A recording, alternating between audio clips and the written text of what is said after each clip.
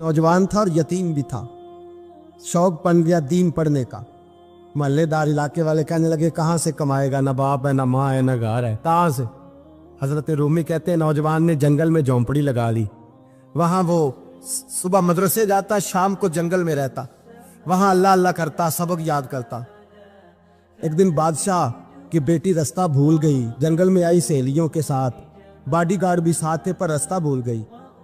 खोती खोती शाम हो गई, ऐसी खोई कि जब रात गहरी हो गई तो आके उस नौजवान के पास रुकी और चिल्लाने लगी। शेर के दहाड़ने की आवाज आती है, भेड़िए के बोलने की आवाज आती है। नौजवान अकेला, सहेलियां बिछड़ गई, गार्ड बिछड़ गए। कहने लगी मैं परेशान हूँ, मुझे जगह मिल जाएगी। नौजवान कहता मैंने शहजादी देखी और मुझे भी पता था कि घर एक ही है और आग को अंदर से दरवाजा भी बंद करना पड़ता है, जंगल जानवर भी आ जाते। कहते मेरी छोटी सी कुटिया में, झोंपड़ी में वो आई, रो के कहने लगी सहारा कोई नहीं, अगर मैं पीछे निकलूंगी तो भेड़िए खा जाएगा। कहते मैंने उसे जगह दे दी। अकेली औरत, चिराग जल रहा है, सबक याद कर रहा हूँ। मेरे नबी पाक ने फरमाया जहां मर्द औरत अकेले हो तीसरा शैतान होता है। और शहजादी, वो बच्चा कहता है सबक याद करता रहा सारी रात। वो बच्ची को कहा सो जा, पर वो कहती है नींद मुझे भी कहाँ आई। ऐसे मौकों पर नींद, सारी रात सबक याद करता। थोड़ी थोड़ी देर के बाद चिराग जलता तो उस पर उंगली रखता, हाथ जलता तो पीछे खींच ले, फिर दूसरी उंगली रखता, थोड़ी देर के बाद जलता तो खींच ले, हाथ सारा जल गया। सुबह किरणें चमकी तो कहने लगा चल निकल जा, दौड़ जा, बस बड़ा सब्र का इम्तिहान हो गया, चली जा। शहजादी बाहर निकली, सिपाही ढूंढ रहे थे। बादशाह खुद जंगल में निकला हुआ था, मेरी बेटी मिल गई। बादशाह तन्हाई में जाके कहने लगा बेटा मैं दुनिया को बताऊंगा कि मेरी बेटी खोई नहीं थी, सिपाही साथ ही थे। ये बड़ा मुश्किल होता है, बेटी तो भूल के भी रात कहीं रह पड़े तो लोग जीने नहीं देते, तो बेटा मुश्किल हो जाएगा मेरे लिए। कहाँ थी? उसने कहा नेक नौजवान के पास। उसने कहा बेटा मैं तो तेरी बात मानूंगा पर दुनिया नहीं मानेगी। अगर उस नौजवान ने किसी को बता दिया कि तू उसके पास थी तो फिर लोग मेरा जीना मुहाल कर देंगे। बेटा मैं मर जाऊंगा, मेरी मजबूरी ये है कि वो कहीं राज ना उगल दे वो नौजवान, उसे कत्ल करना पड़ेगा। औरत ने मिन्नतें की, उस बेटी ने कहा मेरे मौसम को मारोगे, रोई। और वो कहने लगा मैं बादशाह, वो मेरा अपना वकार है, मैं उसको छोड़ नहीं सकता। गिरफ्तार कर लाए सिपाही। वक्त तय हो गया सजा का। अकेले कारकोशरी में रखा गया, जो उसके खास एतबार वाले थे उनकी ड्यूटी लगाई। बादशाह ने बुलाया, पहले बिलम आया। औरत कहने लगी, बेटी कहने लगी एक दफा तो बुलाओ ना, एक सवाल बस पर्दे में रह के पूछना है, और फिर जो आपका जी चाहे मेरे मौसम को मारना तो है, तो मर्जी आपकी। सामने खड़ा किया नौजवान, पर्दे के पीछे औरत खड़ी हो गई। बादशाह बीच बैठ गया। बीबी कहने लगी सारी रात बेदार मैं भी रही, सोया तू भी नहीं। वो जो तू चिराग के करीब हाथ लगा के जलाता था वो समझ नहीं आई। नौजवान रो पड़ा, कहने लगा क्या करूं, मैंने रसूलुल्लाह का दीन पढ़ा है, क्या करूं, मैंने हुजूर का दीन पढ़ा है। मैंने पढ़ा है कि जानी को सबसे नीचे दोज़ख के सबसे निचले दर्जे में जलाया जाए, उसे जहन्नमियों का पीप और रेशा पिलाया जाए, कंद खिलाया जाए। ये रवायतें पड़ी हुई थी। थोड़ी थोड़ी देर के बाद शैतान मुझे कहता था बदकारी कर ले। मैं अपना हाथ उसी वक्त जब शैतान मशवरा देता तो मैं आग पे करता। मैं कहता अगर ये बर्दाश्त हो गई तो वो भी हो जाएगी। जब हाथ जलता तो मैं समझ जाता नहीं तुझसे तो ये नहीं बर्दाश्त होती, तो वो कैसे होगी। फिर मुझे शैतान मशवरा देता कोई देख नहीं रहा तो बुलाने नहीं गया, खुद आई, मैं दूसरी उंगली लगा देता। मैंने हाथ जलाया और मैं समझ गया जब छोटे से चिराग की इतनी सी शमा की आग ने बर्दाश्त होती तो दोज़ख कैसे बर्दाश्त होगी। कहता मैं बाज आया। बादशाह ने ये कहानी सुनी, लफ्ज सुने तो चीख मार के रोया। कहने लगा तालिब इल्म तू तो मेरे नबी का सच्चा गुलाम है, और मेरे रसूल के जो सच्चे गुलाम होते हैं उन्हें फांसियां नहीं दी जाती, उन्हें तख्त पर बिठाया जाता है। अब तुझे सजा नहीं होगी, बल्कि मैं अपनी बेटी का निकाह तेरे साथ करूंगा और मेरे बाद इस सल्तनत का बादशाह भी तू ही बनेगा। अब वो नौजवान वहां नारे लगा रहा है, कहता लोगों तुम मुझे कहते थे दीन से क्या मिलता है, दीन से तो अल्लाह तख्त व ताज भी अता फरमा देता है। अगर नौजवान शर्म व हया वाले बन के रहे अल्लाह सारी इज्जतें दे देगा। देखे ना अल्लाह के फजल से इज्जत मिलती है, और जब कोई इज्जतदारों जैसा काम ही ना करे। एक बात और अर्ज करनी है पर वक्त थोड़ा रह गया। जवानों मैं ना जब कभी परेशान होता हूँ ना तो मैं ये वाली बात खोल के पढ़ता हूँ। वाला ये बात ढारस बनाती है, ढारस توانائی دیتی ہے, پورا مضمون باندھا ہے. اعلیٰ حضرت کہتے ہیں بیروپیہ تھا, مداری, روپ بدل بدل کے دکھایا کرتا تھا, بادشاہوں سے انعام لیتا تھا. ایک دن اورنگزیب عالمگیر کے پاس آ گیا, کہنے لگا میں روپ بدلوں گا, اگر آپ پہچان نہ سکے تو میں انعام لوں گا. آپ نے فرمایا میں کوئی ایسے ویسا بادشاہ نہیں, کہا مجھے دھوکہ دینا مشکل ہے. کہا نہیں, میں روپ بدلوں گا. حضرت اورنگزیب عالمگیر بڑے نیک بادشاہ گزرے, بڑے پرہیزگار. وہ بیروپیہ کہنے لگا میں روپ بدلوں گا, آپ نہیں پہچان سکیں گے. فرمایا چل جتنا تیرے اندر زور ہے لگا لے. حضرت نے اعلان کیا کہ میں نے فوجی بھرتی کر دے, 2 ماہ کے بعد ٹیسٹ ہوگا. وہ 2 مہینے دوڑتا رہا, رنگ روپ بناتا رہا, آیا ٹیسٹ دینے, 2-3 سپاہیوں کا امتحان لیا. اس کی باری آئی تو 10 روپے دیے, کہنے لگے تیرے آنے جانے کا کرایہ میں نے تجھے پہچان لیا ہے. کچھ دنوں کے بعد جانے لگے سفر پر, تو بھکاری آ گئے خیرات مانگنے. اس نے بھی سارے منہ پر سیاہی مال لی, کپڑے پھاڑ لیے, سر کے بال مڈا لیے, پگے تک کٹا لی, بدرنگ ہو کے آیا. کاسا آگے کیا تو حضرت نے 10 روپے ڈالے, کہنے لگے تیرے آنے جانے کا کرایہ میں نے پہچان لیا ہے. کچھ دن گزرے تو ٹیچر کی ضرورت تھی. اس نے منہ سے بڑی کر لی, داڑھی نکلی لگا لی, سر پہ جنا کیپ پہن لی, ایک شیروانی لے لی اور ہاتھ میں چھڑی پکڑ کے آیا. کہنے لگا میں استاد ہوں, 2-4 بندوں کا امتحان لیا, اس کی باری آئی تو 5 روپے دیے, 10 روپے دیے, کا تیرا کرایہ میں نے پہچان لیا. 2 سال گزر گئے. وہ جب بھی آتا حضرت پہچان لیتے. ایک دن سفر پہ جا رہے تھے, بہت بڑا لشکر تھا, جہاد کرنے جا رہے تھے اورنگزیب عالمگیر. تو دیکھا ایک پہاڑی ہے, پہاڑی پہ لوگ جا بھی رہے ہیں آ بھی رہے. اورنگزیب عالمگیر پوچھنے لگے یہاں کیا ہے؟ کہنے لگے بابا جی بیٹھے ہیں دعا کرتے ہیں, اللہ کے نیک بندے ہیں. اورنگزیب کہنے لگے یار پرانے لوگ سارے ہی اللہ والوں کو مانتے, یہ بھی مصیبت آئی ہے جتنی نہیں آئی ہے, سارے لوگ ہی مانتے. کہنے لگے ذرا میں دعا نہ کرا لوں, بچے کام جا رہا ہوں. اورنگزیب بادشاہ تھے, بادشاہ لوگ نازک مزاج ہوتے ہیں. گھوڑے سے اترے, بڑی مشکل سے پہاڑی پہ چڑھے, اوپر گئے تو لائن لگی ہے, بابا جی غار میں بیٹھے. کہنے لگے میں نے ملنا, میں اورنگزیب ہوں. انہوں نے کہا ہمارا بابا اس طرح کا پیر نہیں کہ امیر آئے تو رنگ اور ہو, غریب آئے تو اور ہو, یہاں اگر ملنا ہے تو لائن میں لگ جاؤ, سب ایک جیسے. اب لائن میں کھڑے ہو گئے, 50 آدمی آگے تھے, کہتے ہیں 51واں نمبر تھا. تھک گیا دھوپ میں کھڑا کھڑا. جب میں پہنچا غار کے دانے تو میں نے بابا جی کے چہرے پہ نظر ڈالی تو بڑا نورانی چہرہ, بڑی خوبصورت لب و لہجہ. میں نے کہا میرے جیسا آدمی بھی پگڑی باندھ لے تو اچھا لگنے لگ جاتا ہے, بڑا خوبصورت انداز. کہتے ہیں میں ان کے پاس اتحیات کی حالت میں بیٹھ گیا. میں نے کہا حضور میں جا رہا ہوں جہاد کرنے, دعا کرنا. بزرگوں نے ہاتھ اٹھائے, اللہ اس کی مدد فرما, دین کو غلبہ عطا فرما, اسے دین کا سچا پکا سپاہی بنا. پھر تھپکی دی, 2-4 نصیحتیں نکال ڈالی. دیکھنا ظلم نہ کرنا, زیادتی نہ کرنا, جب تم جیت کر نہ کرنا, غرور نہ کرنا. نصیحتیں بھی کر دی. کہتے ہیں اب جب میں اٹھا تو 2-4 دینار بطور نذرانہ مسلح کے نیچے رکھے, اور الٹے قدم جب میں غار سے اترا انہوں نے رومال جاڑا اور اٹھ کے کھڑے ہو گئے. کہنے لگے آج نہیں تو نے پہچانا, آج نہیں تو نے پہچانا, میرا انعام بنتا ہے, آج نہیں پہچانا, لا پیسے.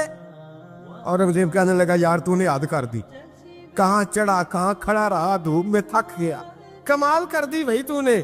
بتا تو کیا لے گا, اب تو جلدی بتا, وہ کتنے لوگ پیچھے دھوپ میں کھڑے ہیں, لشکر سارا کھڑا ہے, کیا لے گا؟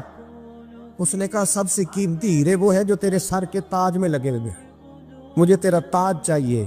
او بھائیو سننا اور یاد رکھنا, میرے اعلیٰ حضرت کہتے ہیں بادشاہ نے سر کے اوپر سے تاج اتارا, بہروپیے کے قدموں میں رکھا اور کہنے لگے یہ لے, اور یہ تو تیرا مانگنے پر میں نے دیا ہے نا, میں واپس آتا ہوں تو آنا میں اپنی مرضی سے بھی تجھے دوں گا.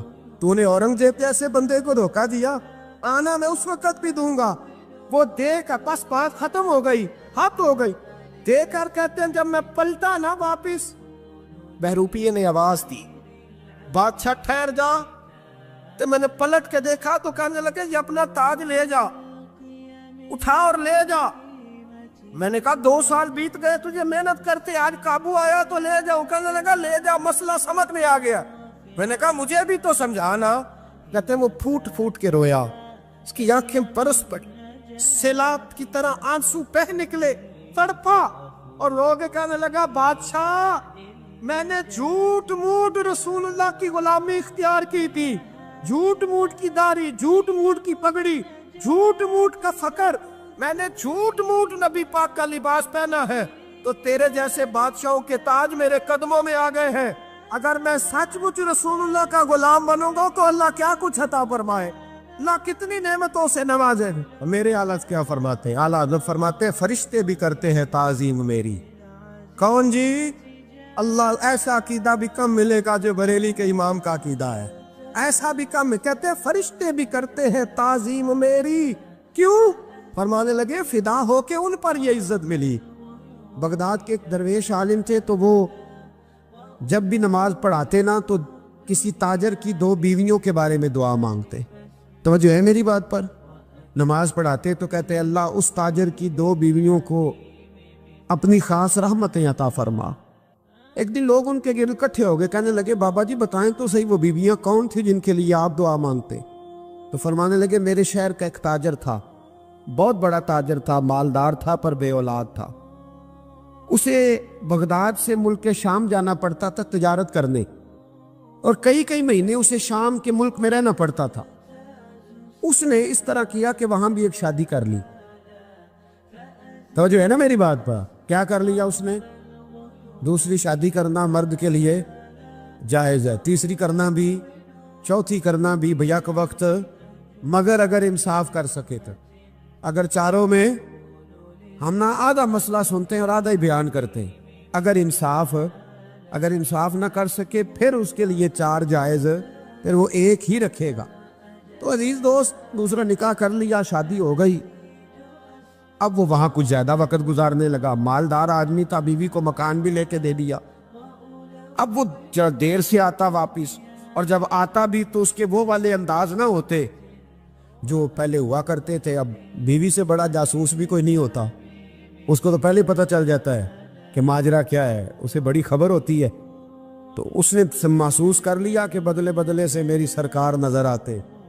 वो कहने लगी अब के जब आता जाता है तो इसके हालात कुछ बदले बदले से हैं, माहौल कुछ और है। उसने एक बूढ़ा आदमी जो उसका अजीज भी था और समझदार भी था उसको तैयार किया। कहने लगी अब के जब मुल्क के शाम जाए ना तो इसका पीछा करना और खबर करना कि कहाँ रहता है, कहाँ जाता है, क्या करता है। वो बूढ़े बुजुर्ग जो थे वो खातून के कहने पर कुछ उसने किराया भी दिया। वो उस ताजर के पीछे गए और वापस आके खबर दी। कहने लगे कि ये तो 2-3 साल बीत गए, इसने वहां भी शादी की हुई है, तुझे बताया ही नहीं। बीवी बड़ी समझदार थी, हौसला मंद, जीरत, उसने शोर नहीं मचाया। उसने कहा कि मैं ना अब जब आएगा ना तो तरीके से बात करूंगी और पूछूंगी कि ऐसा क्यों किया। और ये भी उसने आके बताया कि अगर तेरे साथ निकाह के बाद उसे औलाद नहीं मिली तो औलाद वहां भी कोई नहीं, कि मुकम्मल तफसीलात। अब जब इस दफा खामंद आया तो आते ही वो बीमार हो गया, कमजोर होने लगा।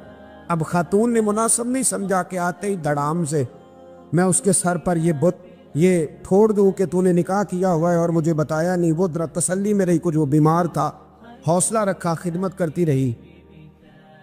कुछ दिन गुजरे तो वो ताजर इंतकाल कर गया, फौत हो गया। अब राज खोल न सका, इद्दत गुजारी, और जब सारा माल जमा किया ना तो अशरफियों की बोरियां भर गई। सारा माल उस बीबी का, 4 बोरियों में अशरफियां, 4। यहां तो पेट का दोज़ख है, माज अल्लाह भरता ही नहीं। हाल में मजीद, हाल में मजीद। वो जो कहते थे ना कि बस बाहर चला जाऊं और बाहर मैं कुछ थोड़े से पैसे कमा के 2-3 साल में लौट आऊंगा, फिर यहाँ आके कोई कारोबार करूंगा, वो गए हैं तो वापिस नहीं आए। वो जो कहते थे ना बस मैंने इतना सा कारोबार करना है कि मकान बन जाए, उन्होंने 4 मकान भी बना लिए हैं, लेकिन ब्रेक हल में मजीद की दौड़ है। अब 4 बोरियां उस औरत ने छुपाए रखी। कोई बंदा नहीं जानता बगदाद में कि मुल्क के शाम में ताजर की दूसरी बीवी भी है। जब वो फारिग हुई तो उसने उस बूढ़े जासूस को फिर बुलाया और 2 बोरियां ऊंट पे रखी, खुद भी साथ बैठी और मुल्क के शाम गई। अल्लाह अकबर। वो बुजुर्ग कहते हैं मैं ऐसे नहीं दुआ करता। उसको जाके कहने लगी मैं अकेली वारिस नहीं हूं, आधे की वारिस तू भी है।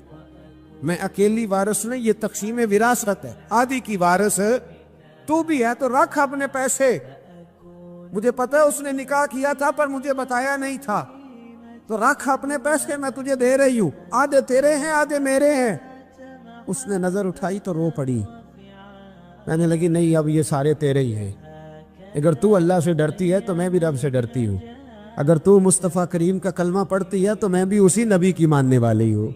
کہا بات کیا ہے، میرا کیوں ہے سارا؟ تو وہ خاتون کہنے لگی وہ 2 سال 3 سال سے میرے ساتھ نکاح تھا، اور اس نے بتایا تھا مجھے کہ میری بیوی بھی ہے، اور میں غریب تھی تو میرے والدین کو بھی بتایا تھا کہ میری دوسری شادی ہے۔ یہ مکان اس نے مجھے لے کے دیا تھا، میرے تمام اخراجات وہ پورے کرتا تھا، نان و نفقہ کا خیال رکھتا تھا، لیکن اب کہ جب وہ آیا تو وہ بیمار تھا۔ اس نے مجھے بتایا کہ مجھے طبیب نے بتایا ہے کہ میں شدید بیمار ہوں، شاید بچ نہ سکوں۔ تو کہنے لگی وہ مجھے کئی لاکھ روپے بھی دے گیا، اور جاتے دفعہ مجھے طلاق بھی دے گیا، فارغ کر گیا۔ کہنے لگا تو جہاں چاہے میرے بعد نکاح کر سکتی ہے، اور کہنے لگا میں چاہتا تھا پہلی بیوی کو بتا دوں، موقع نہیں بنا، اور اس کا دل نہ ٹوٹے، بتا نہیں پایا، لہذا وہ مجھے ڈھیر سارے پیسے دے چکا ہے، سارا میرا حصہ مجھے پہلے سے دے چکا ہے۔ میری بہن اب یہ 4 بوریوں میں سے 2 میری نہیں بلکہ 4 کی 4 ہی تیری ہے، تو ہی اس کی حقدار ہے۔ تو بزرگ کہتے ہیں مجھے بتاؤ جن کے اندر اس قسم کے تقوی کی جھلک ہو ان کے لیے ہر نماز کے بعد دعا مانگنی چاہیے کہ نہیں مانگنی چاہیے؟ حضرت عمر کے زمانے میں ایک نوجوان تھا، نیک تھا، مسجد جایا کرتا تھا رات کو۔ تو مسجد جا رہا تھا تو رستے میں ایک عورت نے دعوت گناہ دی، ابن عساکر نے اس کو لکھا ہے۔ تو نوجوان تھا، خواہشات تھی، کچھ طبیعت مائل ہو گئی، ابھی ادھر جا ہی رہا تھا کہ کسی نے آیت پڑھ دی والی من خاف مقام ربی جنتان، جو رب کے سامنے کھڑے ہونے سے ڈرے گا اللہ 2 جنتیں دے گا۔ واقعی ڈر گیا، وہ واقعی ڈر گیا، اتنا ڈرا کہ بے ہوش ہو کے گر پڑا۔ بیماری سے لوگ بے ہوش ہوتے ہیں، پیسے ڈوب گئے بے ہوش ہوتے ہیں، بچے کے غم میں بے ہوش ہوتے ہیں۔ سچ بتاؤ کبھی خوف خدا سے بھی بے ہوش ہوتا کوئی دیکھا ہے؟ ہمارے ہاں تو روز مرہ ہی نہیں ہے بھائی، اور بڑی باتیں ہیں بے ہوش ہونے کی، ڈرنے کی، غش کھانے کی۔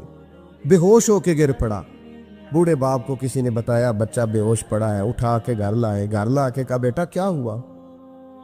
نوجوان ہے، چڑھتی جوانی ہے، پر پاکیزہ بڑی ہے۔ کہنے لگا ابا جی گناہ کی طرف چلا گیا تھا، پر میں نے آیت سن لی جو اللہ کے سامنے کھڑے ہونے سے ڈرے گا رب 2 جنتیں دے گا، میں ڈر گیا تھا، رب واقعی 2 جنتیں دے گا۔ باپ رو پڑے، ابا جی کی آنکھوں میں آنسو آئے، اور کہا پتر اللہ بڑا مہربان ہے، اس کے وعدے سچے ہیں، واقعی 2 جنتیں دے گا۔ اس نے پھر ایک چیخ ماری، اور اس طرح کی ماری کہ اس کی روح ہی پرواز کر گئی، روح ہی پرواز کر۔ کشتگانے خنجر تسلیم را، عشق کی خنجر سے قتل ہو گئے لوگ۔ صبح حضرت عمر کو پتا چلا کہ انہوں نے تو رات جنازہ بھی پڑھ دیا، تدفین بھی کر دی۔ جناب عمر فرمانے لگے اتنا نیک نوجوان خوف خدا سے دنیا سے چلا گیا، مجھے کیوں نہیں بلایا، میں جنازہ پڑھتا۔ فاروق اعظم فرما رہے ہیں میرا شوق تھا میں اس کا جنازہ پڑھتا، کہ حضور